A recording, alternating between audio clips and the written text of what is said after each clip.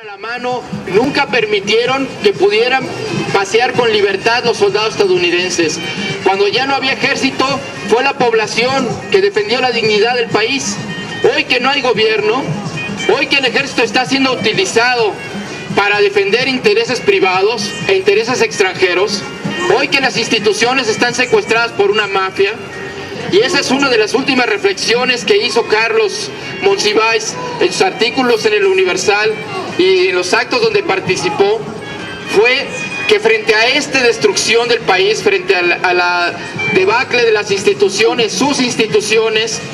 y las que hoy se han apropiado la oligarquía, no queda otra. La única salida que tiene este país es su gente, pero es su gente consciente,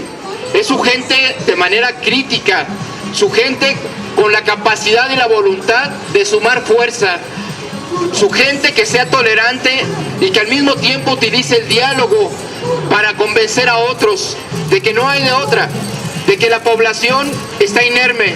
frente a los poderes fácticos, frente a la estulticia de los políticos, frente a la ambición y la avaricia de los empresarios que están destruyendo el territorio, que le están quitando las tierras a los campesinos, que le están quitando los derechos a la gente, y que frente a esa realidad solo queda la organización ciudadana y la organización de la gente, porque vemos también que sin esa organización los partidos se pervierten, y los partidos y los diputados y los gobernantes a veces se olvidan, o generalmente se olvidan de la gente, se olvidan de las necesidades y del voto que los llevó al poder, y bueno, pues ya se hacen amigos y compañeros o socios, en muchos casos, de quienes tienen el poder económico y hoy también el poder político. Por eso quisiera terminar diciendo esto, que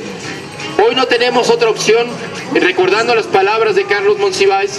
el empoderamiento ciudadano, esa palabra que hoy se utiliza para decir que solo el poder de la sociedad, solo el poder de los ciudadanos es lo que nos puede permitir sacar adelante al país. Y cuando yo decía que ahora que se habla del bicentenario y del centenario, es que esa es la historia de otras generaciones, es que eso ya lo vivieron otros mexicanos, y que frente a la situación de falta de salidas, frente a la confusión o a la ausencia de alternativas reales o claras, pues la gente se ha organizado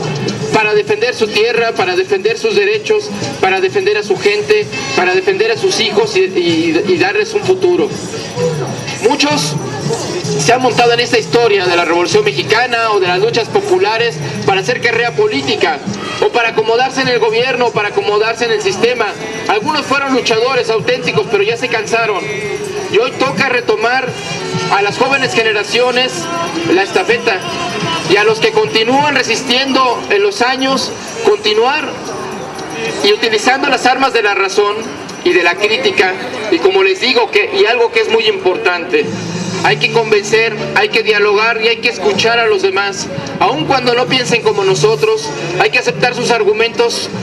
para poder dialogar con ellos y debatirlos y discutirlos con razones, con argumentos, con información. Esa es la labor que nos toca. Tenemos menos de 2 años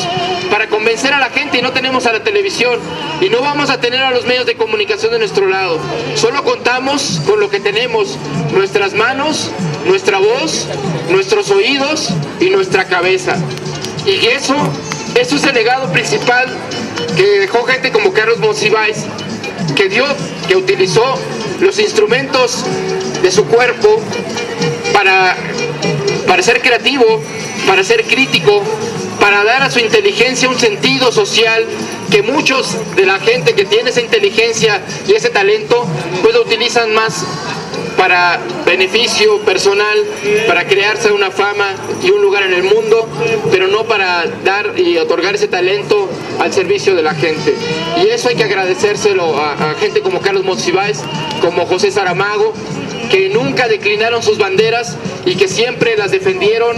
y que al mismo tiempo también abogaron por la tolerancia, porque también defendieron el derecho de otros a pensar diferente, porque queremos un mundo pues donde sea plural, un mundo democrático, un mundo para todos, y un mundo donde no todos pensemos igual, pero donde todos valgamos lo mismo, donde todos tengamos los mismos derechos y podamos vivir con justicia y dignidad,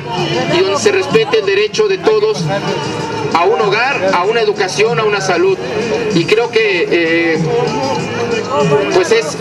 lo mejor, como decía Elena Poniatowska, el mejor homenaje que podemos hacer a Carlos Monsiváis es retomar sus causas, que son las causas del pueblo de México, que como él en el 2006, contrariando digamos a su costumbre, se atrevió a hablarle a una multitud, pese a que tenía digamos pánico escénico a las multitudes, a pesar de que era un crítico y un reseñador de sus realidades, de sus episodios, de sus fenómenos, y ahí defendió el derecho a la democracia, defendió el derecho del voto y defendió el derecho a la crítica y el derecho a un país distinto que incluya a todos. Y creo que, como les digo, el mejor homenaje es retomar esas banderas, alzar esas banderas en alto, y bueno, pues no nos queda otra que confiar en las propias fuerzas del pueblo de México, en esas que tanto desprecian la oligarquía, los empresarios, la televisión y los políticos, porque esas, perdón que se los diga, va a ser en 2 años o va a ser más adelante, pero no hay vuelta de hoja. Si queremos que este país siga siendo México, no queda otra, estamos emplazados a defenderlo, porque ya está vendido, ya está escriturado.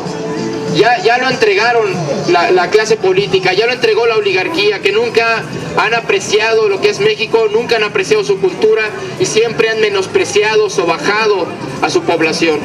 Entonces, yo solo les quiero decir eso, que el mejor homenaje a Carlos es defender el derecho de los diferentes, el derecho a la diversidad, el derecho de las minorías sexuales, religiosas, políticas a existir, pero también el derecho de las mayorías a ser escuchadas, el derecho de las mayorías a gobernar y el derecho a que haya una democracia, ahora sí, auténtica en este país, que permita que la educación, la salud, sean realidades y no meros discursos demagógicos de los políticos en turno para las elecciones. Y bueno, pues les agradezco su tiempo y bueno, y sobre todo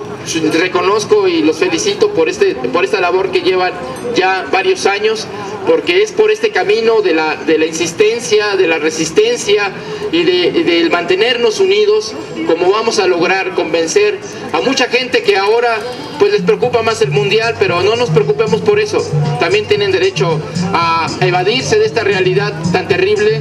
porque a veces la desesperanza es peor, y más cuando pues hay quienes han utilizado los instrumentos que han construido la gente para transformar este país, como el PRD, para hacer negocios personales o para volverlo otra cosa, y totalmente traicionando y contrariando lo que ha sido este partido y la lucha popular que representaba o que ha representado. En ese sentido, pues yo solo les quiero recordar que no nos queda otra, y pues seamos felices, porque la felicidad está en la lucha. Y no es que queramos una lucha para llegar a ser felices, la lucha nos hace felices, la lucha nos hace íntegros, nos hace dignos, y eso es lo más valioso que tenemos, no lo perdamos. Y muchas gracias por ustedes. Muchas gracias a Jesús Ramírez, le pedimos que se quede aquí un ratito con nosotros. ¡Y viva Regeneración!